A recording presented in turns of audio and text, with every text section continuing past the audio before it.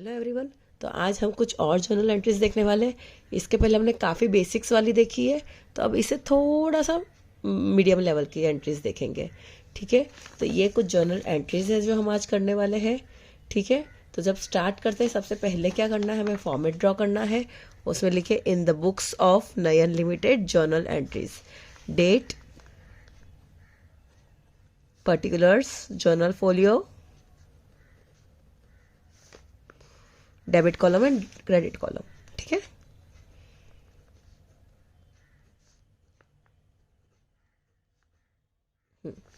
the first is purchase goods, नहीं sorry, the first is sold goods of ₹5,000 at a loss of 1,000।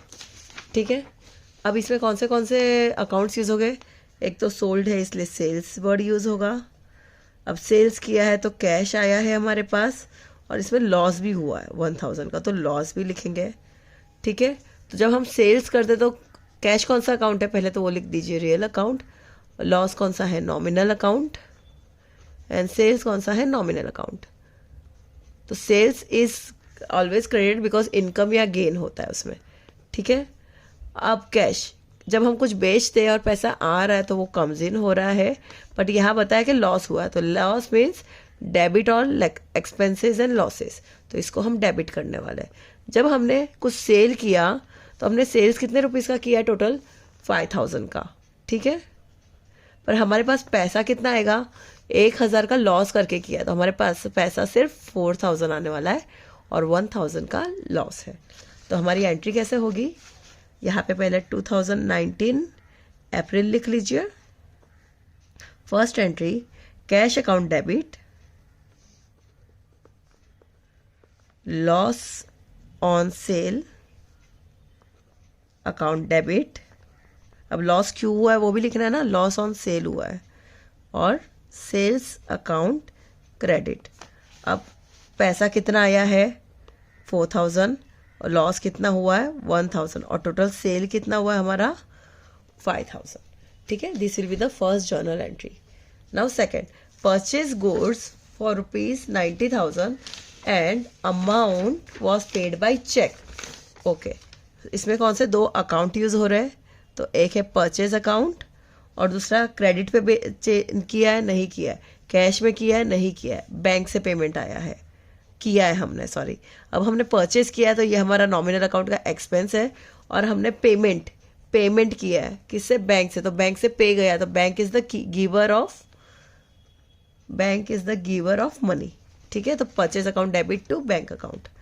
Second entry will be purchase account debit to bank account. ठीक है, कितना amount है 90,000, जिसमें कुछ changes नहीं है, कोई डिस्काउंट नहीं है, कोई जीएसटी नहीं है।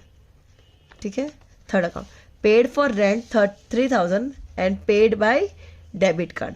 अब कैश के अलावा जो भी आरटीजीएस हुआ, डेबिट कार्ड हो गया, क्रेडिट कार्ड हो गया, वो सारी चीज़ें किस में आ जाती है, बैंक में। तो paid for rent is nominal account, और हमारा एक्सपेंस हुआ, हमने पे किया है, तो रेंट अकाउंट डेबिट, और हमने पे किया डेबिट कार्ड से, मतलब bank is the giver of payment. ठीक है, तो बैंक अकाउंट क्रेडिट कितना है 3,000।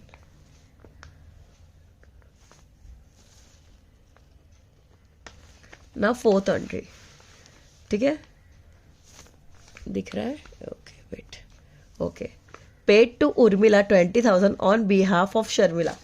अब इस एंट्री को देखो, पेड मतलब कैश एक अकाउंट हुआ, पेड क्या मतलब कैश इसको real account, credit what goes out, हमने पे किया मतलब पैसा बाहर जा रहा है।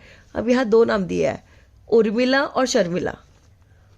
हमने उर्मिला को पे किया है, बट किसकी बदले में पे किया, हमने शर्मिला के बदले में, तो हम उर्मिला यूज नहीं करेंगे, शर्मिला, बिकॉज हम शर्मिला को पे कर रहे हैं, मतलब पहले हमारा कुछ ना कुछ इसी के साथ हुआ होगा, पेमेंट रिसीव वाला कुछ भी हिसाब किताब, तो जो हमारे बुक्स ऑफ अकाउंट में पहले से शर्मिला रही होगी क्रेडिट, तो हमें इसी को डेबिट करना है। किसको पे किया है वो मैटर नहीं करता, किसको देने के लिए पे किया है उस इंसान का नाम मैटर करेगा। एक्चुअल में हमें किसको पे करना था, उस इंसान का नाम मैटर करेगा। हमने किसी को भी दिया, बट एक्चुअल में वो किसके पास जाने वाला है पैसा, या हम किसको देना चाहते थे, उसका नाम आएगा, दैट इज शर्मिला। ठीक है, तो अभी Urmila is the receiver but on whose behalf Sharmila, तो हम शर्मिला का नाम लिखेंगे ना कि उर्मिला को। तो Sharmila account debit to cash account credit, cash goes out. ठीक है, कितना अमाउंट है 20,000।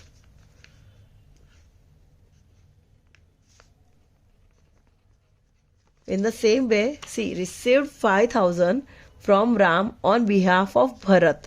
ठीक है, तो यहाँ क्या हुआ है, रिसीव्ड क्या किया हमने, कैश। ठीक है, हमने कैश रिसीव किया, तो cash is real account debit what comes in, cash is coming. हमको दिया किसने, राम ने। हमको दिया किसने है, राम ने। बट एक्चुअल में हमारा हिसाब किताब राम के साथ चल रहा था, नहीं भरत के साथ चल रहा था। तो जिसके बिहाफ पे दिया है, जिससे हमें एक्चुअली लेना था, हम उस इंसान का नाम करेंगे क्रेडिट। ठीक है, मतलब गिवर भरत है इनडायरेक्टली। ठीक है, तो वो हम एंट्री देखेंगे। 5th entry, it is cash account debit to Bharat account. किसने दिया वो मैटर नहीं करेगा, cash account debit to Bharat account credit. कितना अमाउंट है 5,000।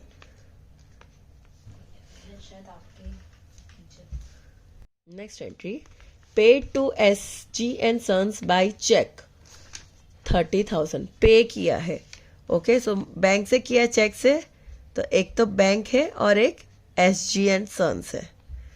तो bank is the giver of amount, personal account, and he is the receiver of amount। तो SG and Sons account debit to bank account credit। ठीक है, so who is the receiver, SG and Sons account debit to who is the giver, bank account। ठीक है, हाँ, what is the amount 30,000। See, I am not writing the narrations because काफ़ी बड़ा lengthy हो जाता है फिर। Goods distributed as free sample. Now यहाँ पे अगर हम फ्री सैंपल दे रहे तो वो क्यों देते हैं हम free sample, because for advertisement. तो we will write advertisement account debit, nominal account debit all expenses and losses. तो it is an expense, advertisement is an expense. To see काफ़ी लोग परचेज अकाउंट भी लिख सकते हैं, but I will highly recommend same to same जो question में है वही चीज़ लिखो। To goods distributed as free sample. इसका रीज़न आपको जब हम फाइनल अकाउंट्स करेंगे तब पता चलेगा, अभी नहीं पता चलेगा। इवन अगर लॉस्ट इन ट्रांजिट हुआ है तो यहाँ पे लॉस इन ट्रांजिट हो जाएगा, to goods lost in transit लिखे। अगर फिर लॉस बाय फायर हो गया तो loss by fire, to goods lost by fire लिखे। जो भी है यहाँ पे गुड्स लॉस्ट बाय फायर लिखे और वो रीज़न ऊपर लिखे। परचेज अकाउंट को क्रेडिट नहीं करोगे तो वो इजी रहेगा फाइनल अकाउंट्स के टाइम। ठीक है, next purchase goods of ₹90,000 at 10% trade discount and 10% cash discount from Ram and 1/3 amount paid by cheque. तो अभी इसमें कौन से अकाउंट यूज हो गए, ऑफकोर्स परचेज गुड्स किया है तो हम परचेज लिखेंगे। सेकेंड ट्रेड डिस्काउंट है तो उसका कोई अकाउंट नहीं बनता है। कैश डिस्काउंट है तो ऑफकोर्स हम कैश डिस्काउंट लिखेंगे। फिर 1/3 अमाउंट हमने बैंक से पे किया है तो 1/3 के लिए बैंक से पेमेंट हुआ है तो बैंक, और 2/3 है वो राम के नाम से रखेंगे, मतलब ये क्रेडिट पे है। ठीक है, तो ये 4 अकाउंट्स यूज हो गए। अब इसका कैलकुलेशन पार्ट देख लेते हैं। 90,000 अब रूल क्या है, पहले ट्रेड डिस्काउंट को माइनस करो, फिर GST को ऐड करो, फिर जितना पेमेंट कर रहे हो उसी को कैश डिस्काउंट भी दो। ठीक है, तो 90,000 पर 10% GST है, सॉरी 10% ट्रेड डिस्काउंट है, तो वो हम माइनस करेंगे ट्रेड डिस्काउंट। अब आ गया 81,000, GST कुछ दिया नहीं है तो ब्लैंक। अब इस पे सीधा पेमेंट हुआ है, 1/3 पेमेंट हुआ है और 2/3 को क्या रखा हुआ है, 2/3 को अगर कुछ दिया नहीं है, कैश वर्ड दिया नहीं है कि आधा 1/3 चेक से दिया है, 2/3 का अगर कैश नहीं दिया है और राम वर्ड दिया है, मतलब 2/3 क्रेडिट पे है। तो ठीक है, हमने 1/3 ही पेमेंट किया है और 2/3 उधार पे रखा हुआ है राम से। ठीक है, तो 81,000 का पहले बाइफर्केट करो, 1/3 अलग करो और 2/3 अलग करो। तो 81,000 का 1/3 कितना होता है, it's 81,000 into 1/3 which goes to 27,000, जिसका हमने पेमेंट किया है। और 2/3 कितना होता है, into 2/3 into 81,000 which goes to 54,000। तो इसका कैश में पेमेंट किया ऐसा कुछ भी नहीं बताया हुआ है, राम वर्ड भी दिया हुआ है, मतलब क्रेडिट बेस पे है, तो ये राम वर्ड लिखेंगे। अब 27,000 पे ही हमें सिर्फ कैश डिस्काउंट मिलेगा। कैश डिस्काउंट कितना परसेंटेज है, 10%। ओके, तो sorry, cash discount 10% cash discount है, तो 27,000 का 10% कितना हो जाता है, 2700। अब इसको माइनस करके हमें पेमेंट कितना करना है, सिर्फ 24,300। तो 90,000 में से पहले 9,000 ट्रेड डिस्काउंट निकाला है, फिर 81,000 आया जिसमें हमें जीएसटी का कुछ कैलकुलेशन नहीं दिया है, फिर कैश 10% कैश डिस्काउंट है, बट सिर्फ 1/3 पेमेंट किया हमने, तो इसको पहले 1/3 अलग करेंगे और 2/3 अलग करेंगे। 1/3 हो जाता है 27,000, जिसमें हमें 10% कैश डिस्काउंट मिला है, तो हमें एक्चुअल पेमेंट सिर्फ इतना करना पड़ा है, और बाकी जो 2/3 है वो हमने उधार पे ही रखा हुआ है, जिसका पेमेंट हम बाद में करेंगे। तो उसमें हम गिवर ऑफ गुड्स का, राम का नाम लिखेंगे, जिसको हम बाद में पे करने वाले हैं। ठीक है, तो जो भी ये अमाउंट आती है, ये परचेज अमाउंट है हमारी, ये 2700 कैश डिस्काउंट है, ये हमने पेमेंट किया है। पेमेंट कैसे किया है, बैंक से किया है, और बचा हुआ जो ये पैसा है वो credit the giver, he is the giver of goods but payment नहीं हुआ है, तो ये जो क्रेडिट बेस वाला अमाउंट है उसके लिए हम राम वर्ड यूज करेंगे। तो इसकी जर्नल एंट्री कैसे होगी, purchase account debit, total purchase हुआ 81,000 का, to bank account credit, bank से पेमेंट गया है 24,300 का, हमें डिस्काउंट मिला है 2,700 का। डिस्काउंट हमेशा परचेज करते समय अगर हमें कोई डिस्काउंट मिलता है तो वो क्रेडिट है, हमारा फायदा है। और बचा हुआ 54,000 to Ram account, he is the giver of goods, जिसको हम बाद में पेमेंट करने वाले हैं। तो 81,000 और इनका भी टोटल 81,000 हो जाएगा। तो this is the entry. Purchase हमेशा डेबिट होता है, ठीक है। Next is goods taken by Nayan for his private use. अभी नयन लिमिटेड कंपनी है और नयन ने कुछ प्राइवेट यूज के लिए गुड्स लिया है, तो उसे हम ड्राइंग्स कहते हैं। क्या कहते हैं, ड्राइंग्स। तो we will write drawings account debit because he is the receiver of goods, उसने गुड्स लिए हैं बिजनेस में से, to goods withdrawn by proprietor,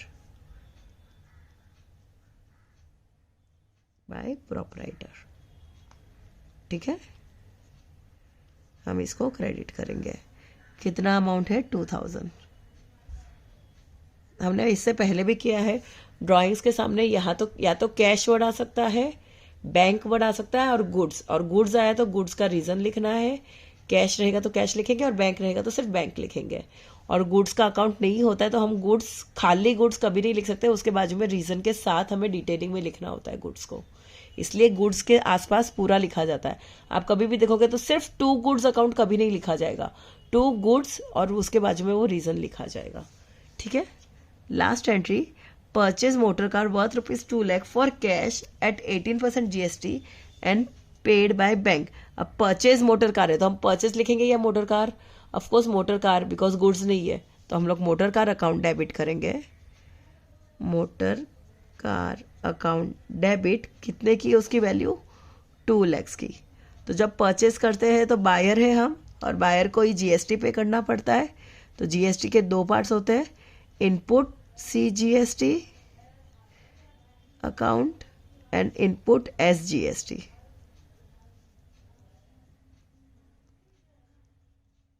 कितना होगा, 18% है। 2 लाख का 18% कितना होगा, अगर 1 लाख का करते हैं तो 18% 18,000 होता है, तो 2 लाख का कितना 36,000 हो जाता है। तो 18,000 यहाँ होगा एंड 18,000 यहाँ होगा, ठीक है। 2 amount was paid by bank, मतलब 2 bank account, bank is the giver of payment, 2,36,000, ठीक है। सी ये मैंने ओरल किया है, इट्स लाइक 2 लाख इंटू 18% करेंगे हम, तो 18 2 जा 36 आएगा, ठीक है। आधा CGST और आधा SGST, तो 36 का आधा 18,000 यहाँ आएगा और 18,000 यहाँ आने वाला है, ठीक है। तो this much entries are enough for today. कल हम ये सारी एंट्रीज करने वाले और और हार्ड लेवल की एंट्रीज देखने वाले थोड़ी सी, ठीक है। दिस विल द एंट्रीज हम लोग कल करने वाले हैं, ठीक है। ओके।